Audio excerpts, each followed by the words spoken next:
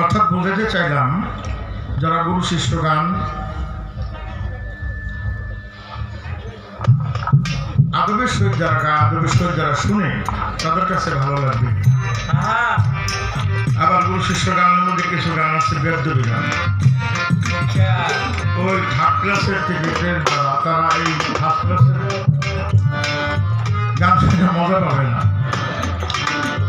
যাই হোক, চমৎকার করে দুটি কথা রেখেছে।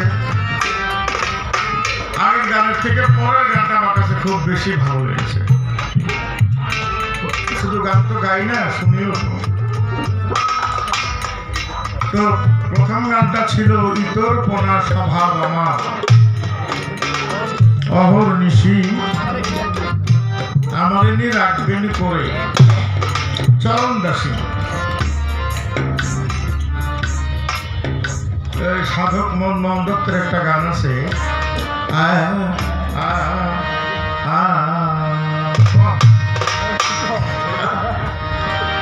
তো ধরে না। যা কথা বলি, আমার মন পাখি মিশিতে চায় যাইয়া ওই সব পাখির দলে।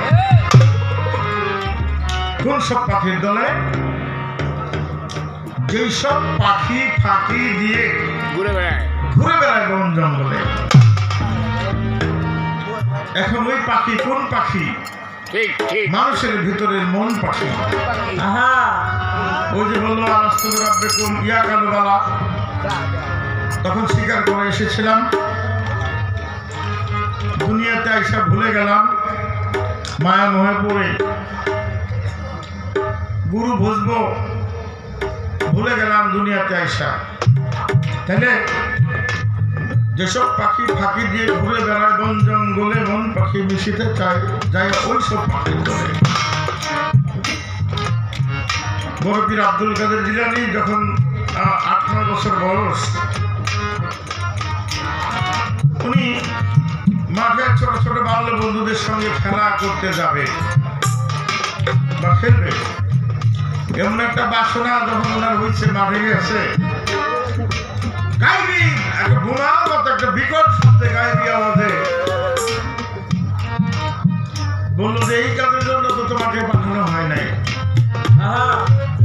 ভয় পায় মায়ের কাছে চলে আসছে, মা এই ব্যাপার। মা সান্ত্বনা দিয়ে বললো যে ভয় পাওয়ার কিছু নাই, তুমি খেলাধুলা করো না, খেলাধুলা করা ভালো না।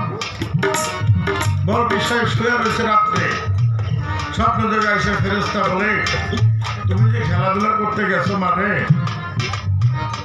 তোমাকে এই জন্য আল্লাহ পাক পাঠায় নাই, তোমাকে পাঠানো হয়েছে পথভ্রষ্ট মানুষদেরকে পথানোর জন্য, বিপদগামী মানুষকে সঠিক পথে আনার জন্য। অতএব তুমি উঠো, আল্লাহর নাম করো, জিকির করো, আজকার করো, আল্লাহকে স্মরণ করো, আল্লাহর দিকে মানুষকে আহ্বান করো। এমনি ভাবে অনেক স্বপ্ন দেখেছে। তাইলে ইতরপনা স্বভাব আমার অহর্নিশি ছোট। তাহলে কুল মাখলুকাতের মধ্যে যত সৃষ্টি আছে, সব সৃষ্টির মধ্যে সেরা হলো মানুষ। মানুষ হলো আশরাফুল মাখলুকাত। এখন আমি সৃষ্টির সেরা হইয়া যদি আমি ইত্রামি বাদরামি ফাজলামি করি, তাহলে এটা তো মানুষ থাকলাম না, আমি আশরাফ থাকলাম না।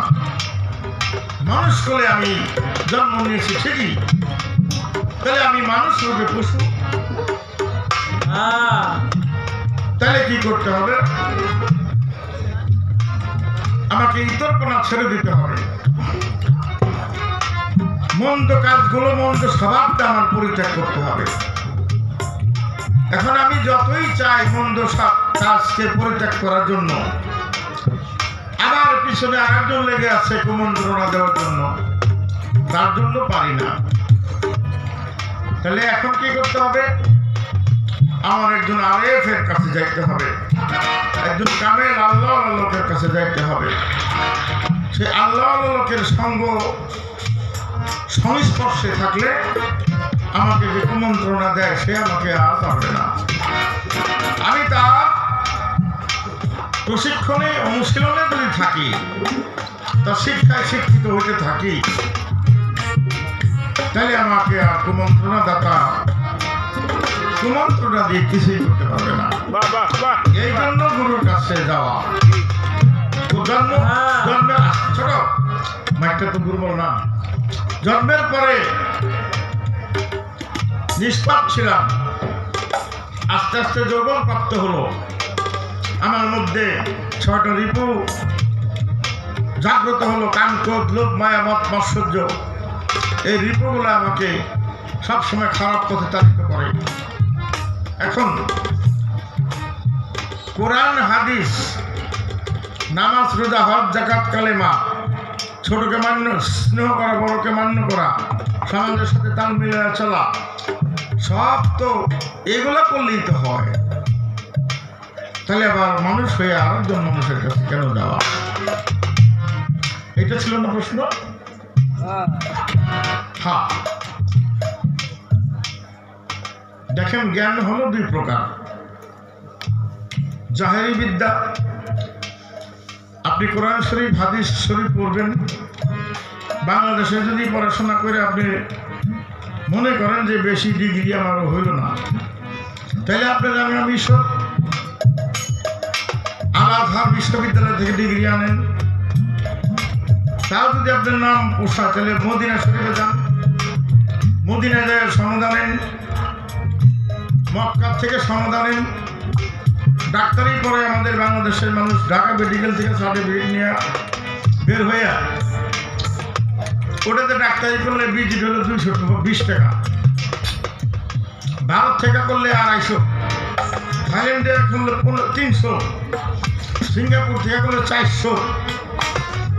আর যদি আপনি লন্ডন থেকে ডিগ্রি আনেন, আমেরিকা থেকে ডিগ্রি আনেন, তাহলে আপনি রোগী দেখার ভিজিট হবে 800, 1000, 1200। ইংল্যান্ডে 2টা ডাক্তারি ডিগ্রি থাকলে তাহলে ভিজিট হবে 1200, 1500। ক্ষেত্র বিশেষে কম বেশি হতে পারে। তদ্রূপ জাহেরি বিদ্যায় আপনি বিদ্যান হইলেন। আর একটা বিদ্যা আছে যেটা বাতুনি বিদ্যা। মুসা নবী একদিন ওয়াজ করে মানুষকে বুঝাইতেছে যে মুসা নবীকে আল্লাহ নবী বানাইছে, মুসা নবীকে কিতাব দান করছে, তাকে নবী বানাইছে। সেই মুসা নবীকে একদিন এক লোক প্রশ্ন করলো যে হুজুর, বর্তমান জমানায় আপনার থেকেও কি কোনো জ্ঞানী লোক আছে? মুসা নবী বলে, হ্যাঁ,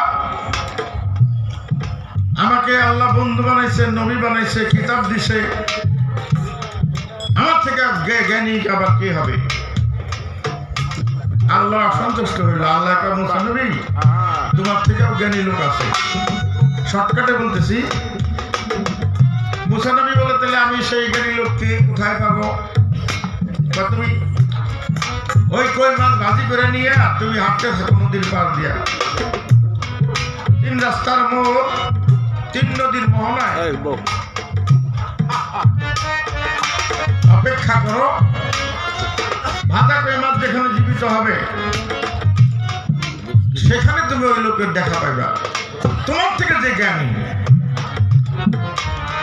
যে কথা সেই কাজ, সেই লোকের সাক্ষাৎ পাইল, সেই লোকের পোশাক আশাক, কাপড় চোপড়, চুল দাড়ি আমাদের মতো না, এত পরিপাটি না, একটু উস্কো এলোমেলো,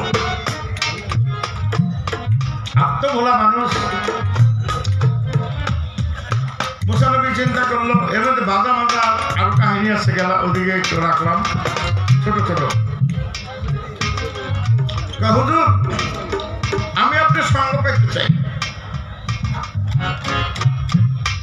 তুমি আমার সঙ্গ তো করতে পারবে না।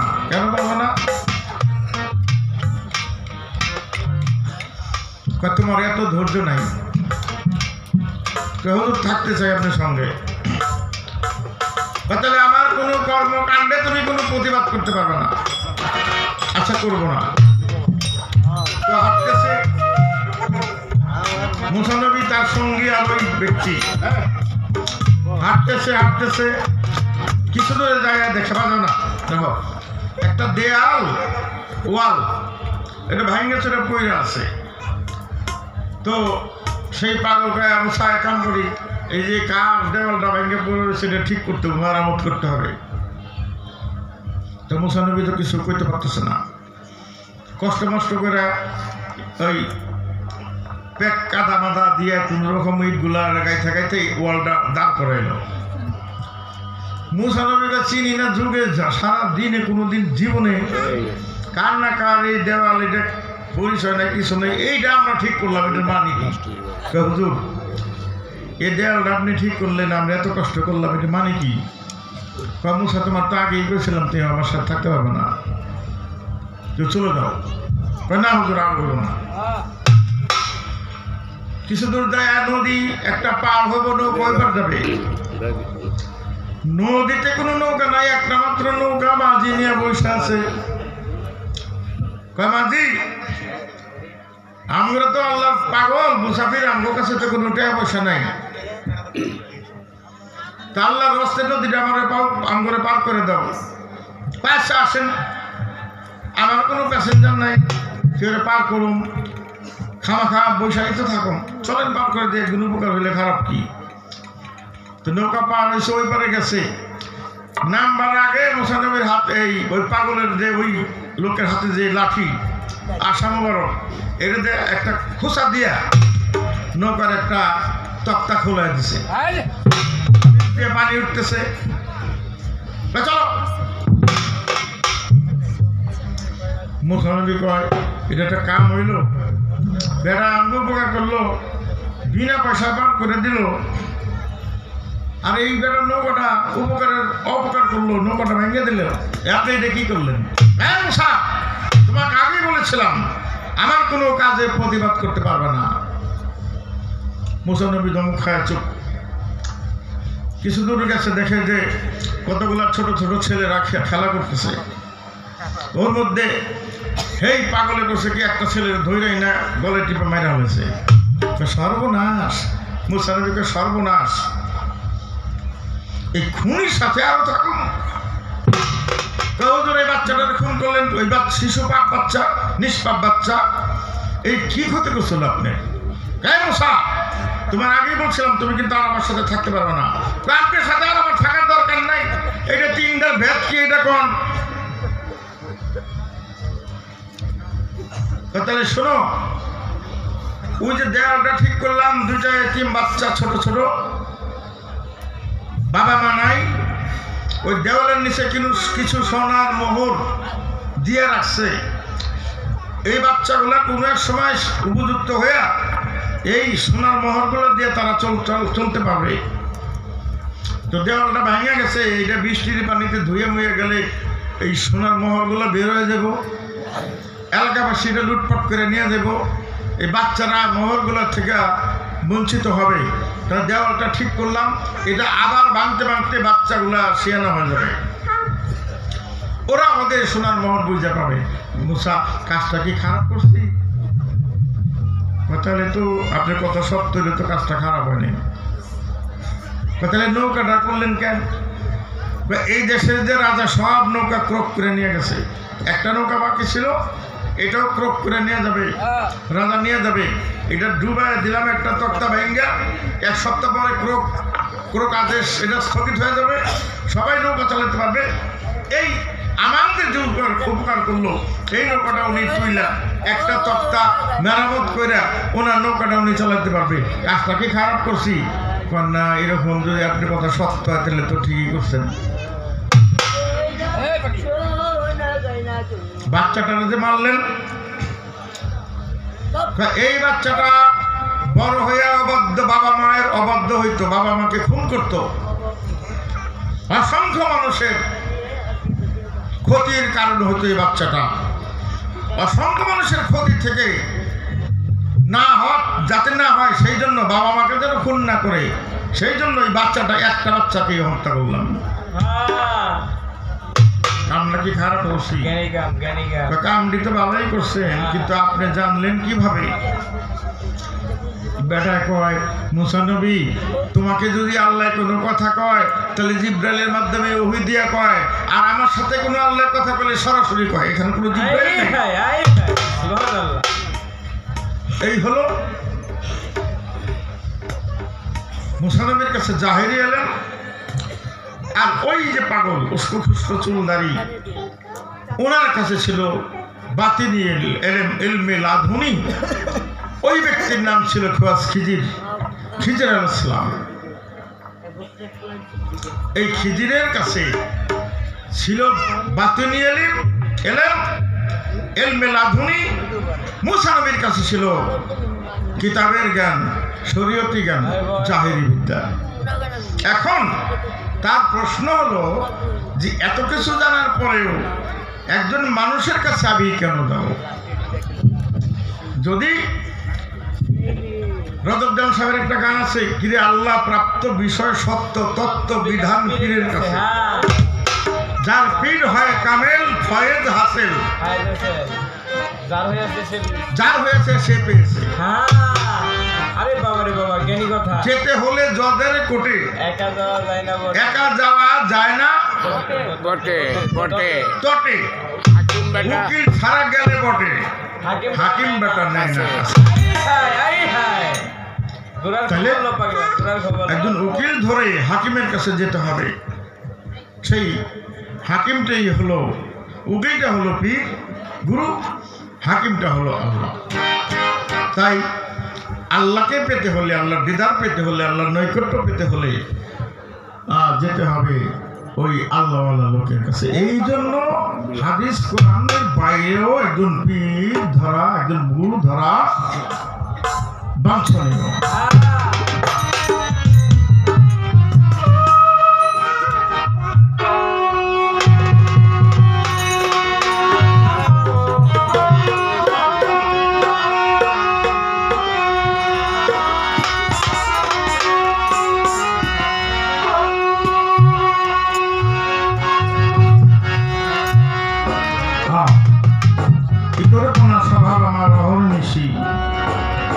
আমারে কি রাখবেন করে চরণের দাসী, গুরু হলো বাঞ্ছা কল্পতরু, বাঞ্ছাকারী, ভক্ত হলো বাঞ্ছাকারী, আর গুরু হলো বাঞ্ছা পূরণকারী। এখন ইতর কোনো স্বভাব যাই থাক, গুরুর কাছে যদি কেউ যায় তাহলে গুরু তাকে চরণ দাসী অবশ্যই করবে। আমার ইচ্ছা থাকলে সেখান থেকে আমার একটি গান।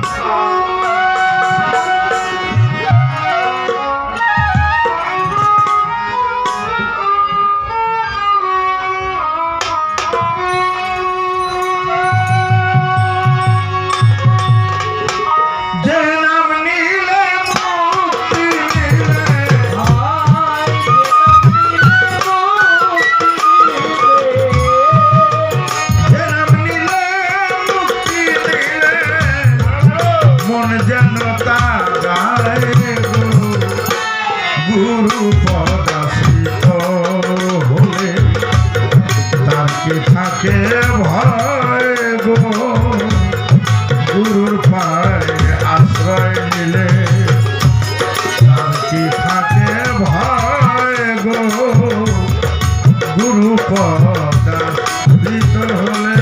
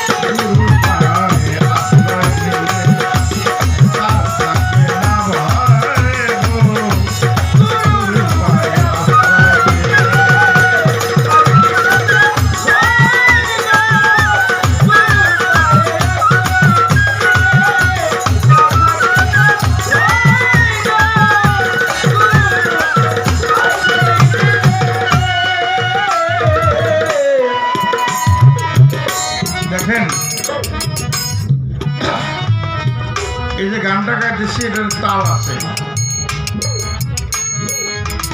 ঢোলটা ছাড়া যদি গান গাই, তাল ছাড়া যদি গান গাই, ঢোল তবলা ড্রাম নাও যাই হোক, এটা তাল লাগে। গানটা গাইতেছি দাদরা তালে, ঠ্যাংটা তালে, কাহারবা তালে, অনেক নাম আছে। ট্রেন দুটা লাইন, এই লাইনের বাইরে ট্রেন চলতে পারবে না। ট্রেনের রাস্তায় গাড়ি চলতে পারবে না, গাড়ির রাস্তায় ট্রেন চলতে পারবে না। লঞ্চ স্টিমারের রাস্তায় ট্রেন গাড়ি কোনোটাই চলতে পারবে না। আকাশ পথে বিমান চলাচল করে, ওখানেও রাস্তা আছে। বিমানের রাস্তায় কোনো ট্রেন গাড়ি লঞ্চ স্টিমার কিছু চলতে পারবে না। তাই সমর্পিত মন না হলে, মানে আত্মসমর্পণ। দুই দেশে যুদ্ধ লাগছে, যেই পক্ষ পরাজিত হয় তাই পক্ষের সৈন্য যদি আত্মসমর্পণ করে, তাহলে আর অপর পক্ষে গুলি করে না, বন্দি করে, আটক করে, ছোট গুলি করবে না। তাই আত্মসমর্পণ করলে অন্তত মৃত্যুর ভয় থাকবে না। গুরুর কাছে যদি কেউ আত্মসমর্পণ করে, তার আর কোনো মৃত্যুর ভয় নাই। তাই সমর্পিত মন না হলে তাল ছেড়ে চলে বেতালে, ডুবে মরে গভীর জলে শুধুই পাতাল ভাই। পাতাল মানে কি? নিম্নগামী। মানুষ সাধনা করে করে ঊর্ধ্বস্তরে যায়, আর যে বেতালে চলে, আবল তাবল চলে, আবল তাবল বলে, আবল তাবল কাজকর্ম করে, সে ঊর্ধ্বগামী হয় না, সে নিম্নগামী হয়, শুধুই পাতাল দেয়। তাই যদি কেউ আত্মসমর্পণ করলো, তার আর কোনো ভয় নাই, পাতাল ধাওয়ার কোনো ভয় নাই। এলোমেলো চলা গান শেষ। আমার টার্গেট আছে, যদি আল্লাহ বাঁচায় রাখে, সকালবেলা বীরপুর মাজারে, ওখানে আমাদের বাসায় চলে যাবো। আর যদি আমার এই বাসায় যাওয়ার টার্গেটটা না থাকে, তাহলে আমি কোথায়, কোন দিকে যাবো? চিটাগাং, ময়মনসিং, তাহলে আমি বেতালে চলছি, আমি তালে নাই। তাই সুর অসুর, সুরে যে মানুষগুলো চলে ভালো মানুষ, অসুর অসুর যে অসুরবধ করে হিন্দুদের মধ্যে অসুর। আমাদের গানের মধ্যে সুর অসুর আছে, বেসুরা, বেতলা বেসুরা গান কোনোদিন হবে না, সুরে এবং তালে গাইতে হবে। তাই গান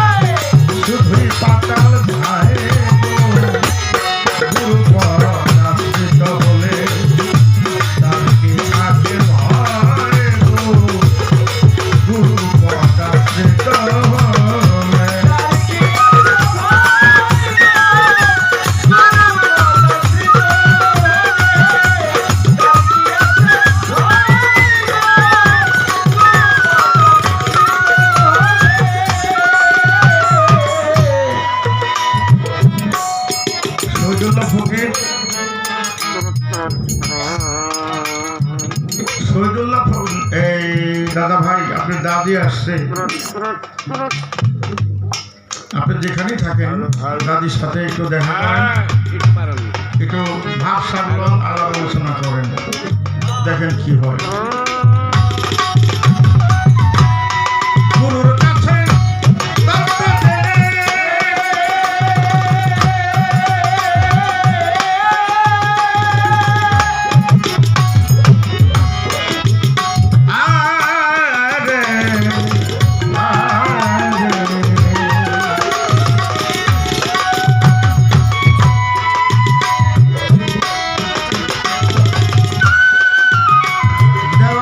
কাছে তার নাই ভক্তি শক্তি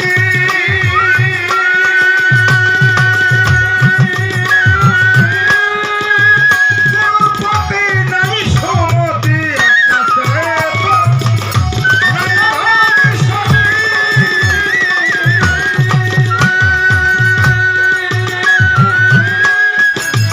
আমার কাছে চিস্তির প্রতি তার নাই সমতি আরে আখেরে কি হবে গতি আখেরে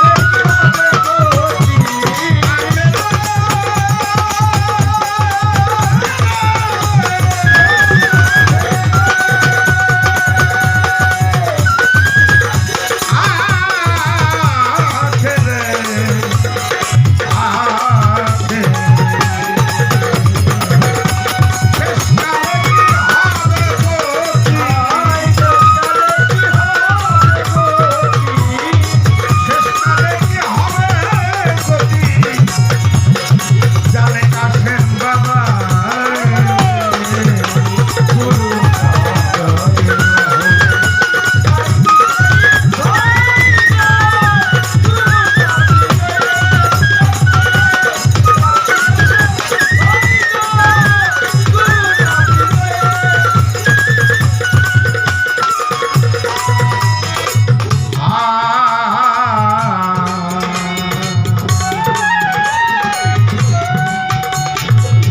কিছু কথা বললাম আমি কিছু বাকি রয়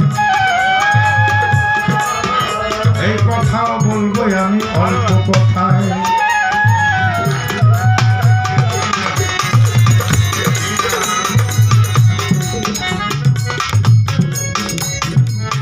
আমরা মানুষ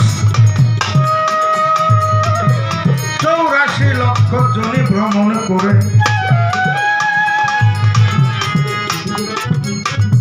মানব রূপে মানুষ হয়ে আসে আছি সংসারে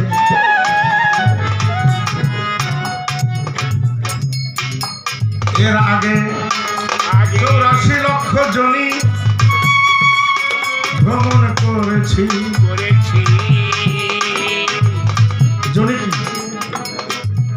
জনি কি অনেকেই বুঝবে না এটা আমাদের গানের ভাষা জনি হলো আমার মাতৃ দরজা যেই মায়ের পেট থেকে যেই দরজা দিয়ে আমি আসি সেটা হলো জনি আমি সকলে সবাই প্রকাশী আমার মায়ের গর্ভে যাবার আগে আরো 84 লক্ষ জনি করেছি ভ্রমণ কোথায় কোন রূপে ছিলাম আমি তাই তো জিজ্ঞাসন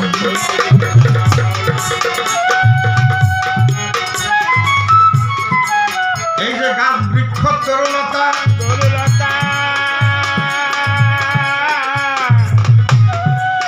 এই যে একটা বাঁশ গাছ ওর মধ্যেও প্রাণ আছে বলি সবার কাজ বৃক্ষ জনিতে 30 লক্ষ বছর ছিলাম গাছের প্রাণ রূপে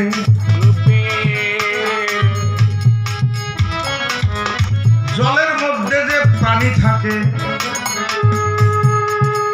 জলীয় প্রাণী রূপে ছিলাম জলীয় প্রাণী রূপে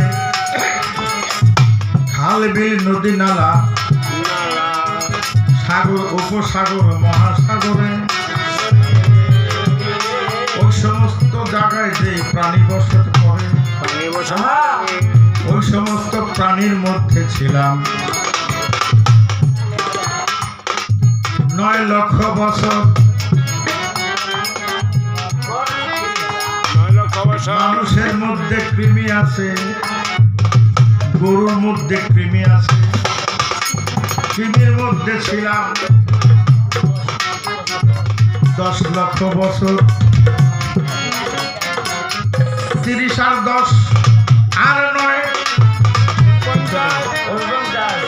49 49 হলো হলো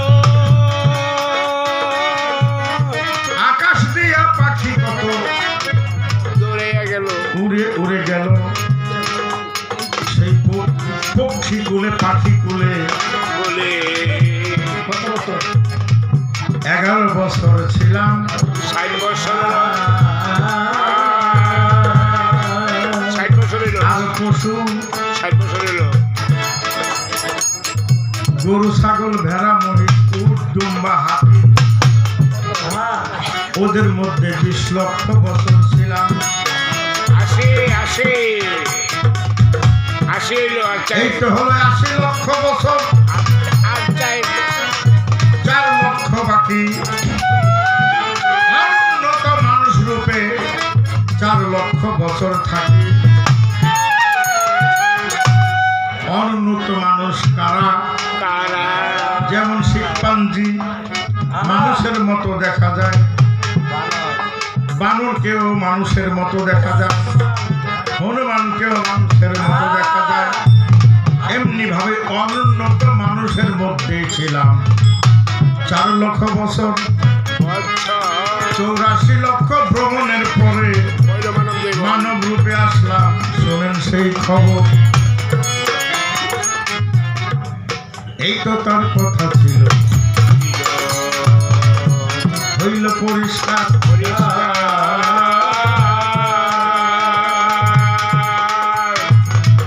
তত্ত্ব রস জ্ঞান মন জড়িতে এই কথা লেখছে প্রমাণ দিলাম জবাব দিলাম এবার ভালো ভালো আচ্ছা আমি তো দুই এক কথা কইলাম শিষ্য কি নিয়ে দাঁড়াবে যদিও শিষ্যকে প্রশ্ন করা যায় না এক কৃষকের গুরু হলো ব্রহ্মজ্ঞানী সব জানে তো ব্রহ্মজ্ঞানী সব জানে আমি তো ব্রহ্মজ্ঞানী না সব জানি না কোন রাম কটা গান শিখছি 2-3টা কথা মুখস্থ করছি বেড়াটা একটু ভালো বাজা এই কোকা কোকা করতে পারি হ্যাঁ ভালো বাজা বাদ না তো হয় না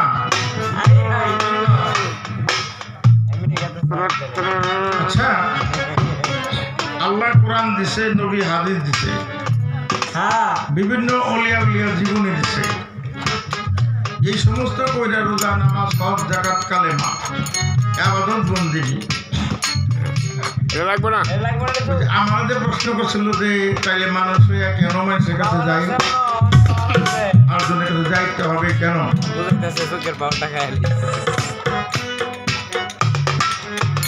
আপনার যদি পিপাসা লাগে লাগে হ্যাঁ, আপনার পিপাসা লাগলে আপনি কূপের কাছে যাবেন কলের কাছে যাবেন নদীতে যাবেন পানি পান করতে নদী কখনো কাউকে ডাকে না আসো আমার পানি পান করো দাদার পিপাসা হয়ে যায় দাদার পিপাসা কখনো ডাকে না আসো আর পানি পিপাসা লাগে সেই পানি পিপাসা পান করতে পানির কাছে যায় পানির সন্ধান করে ঠিক তো আল্লাহ পাক মানুষ গুরুকেও যা দিছে হাত পাও চোখ কান নাক মুখ শিশুকেও তাই দিছে তাহলে তুমি কোন অভাবে আমি তো আমার মতো করে কইলাম তুমি কোন পানির পিপাসা মিটাইবার জন্য তুমি নদীর কাছে যাও আল্লাহ পাক তোমাকে একটু কি এই 16 আনার থেকে একটু কম দিছে না বিন্দু মাত্র কম দেয় নেই তো তুমি কোন পিপাসায় পিপাসিত হয়ে তুমি পাগলের মতো ছুটে যাও নদীর কাছে